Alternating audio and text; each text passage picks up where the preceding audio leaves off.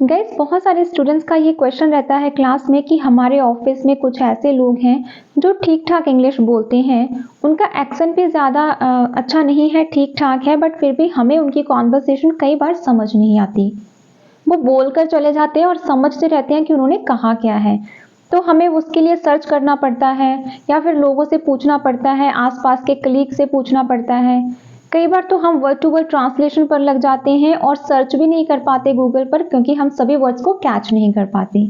तो ज़्यादातर जो उन वर्ड्स का मीनिंग होता है वो हिडन होता है, वो कहते कुछ और हैं और मीनिंग कुछ और ही निकलता है।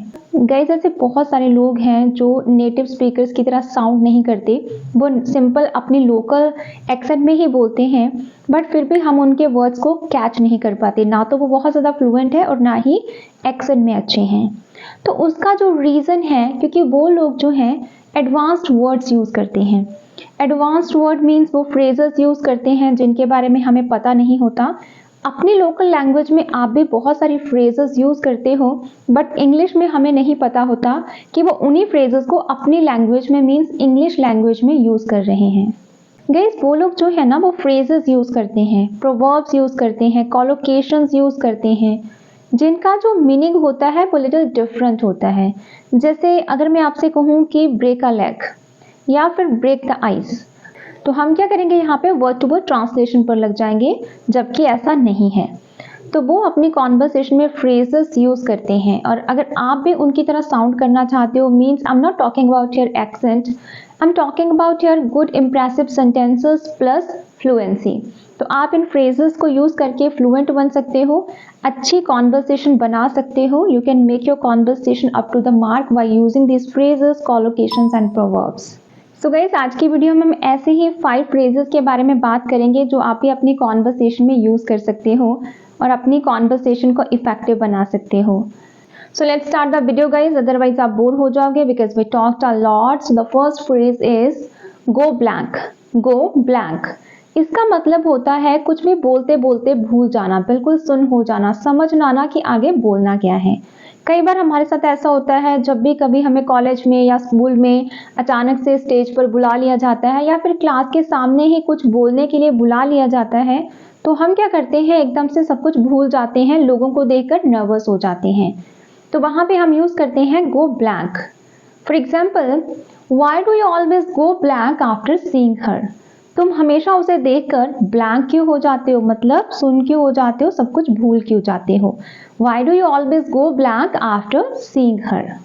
जैसे नेक्स्ट देखो, I went blank in front of the public. I went blank in front of the public मतलब लोगों के सामने मैं जो है बिल्कुल सुन हो गया, बिल्कुल सब कुछ भूल गया, जो बोलना था बिल्कुल ब्लैंक हो गया।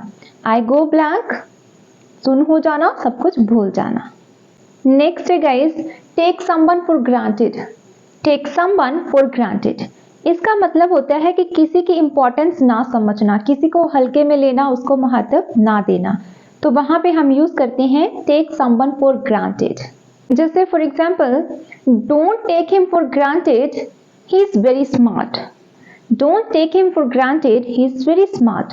उसको हल्के में मत लो, उसकी इंपॉर्टेंस को समझो, वो बहुत स्मार्ट है। नेक्स्ट है guys, round the clock. Round the clock इसका मतलब होता है 24 घंटे, डे नाइट, सारा दिन, पूरा दिन, 24 आवर्स। तो वहां पे हम यूज करते हैं round the clock. For example, he works hard round the clock. वो दिन रात मेहनत करता है, 24 घंटे मेहनत करता है। He works hard round the clock. अगर आप जिंदगी में सक्सेस पाना चाहते हो तो आपको 24 घंटे मेहनत करनी होगी, प्रैक्टिस करनी होगी। If you want to get success in life, you'll have to work hard round the clock. If you want to get success in life, you'll have to work hard round the clock. वो आजकल 24 घंटे पढ़ाई कर रहा है। He is studying round the clock nowadays. He is studying round the clock nowadays. Next है hard and fast. Hard and fast. इसका मतलब होता है कठोर, कड़ा। ज़्यादातर हम इसको नियमों के लिए मीन्स रूल्स या फिर लॉस के लिए यूज़ करते हैं, hard and fast. For example, our company has hard and fast rules against smoking.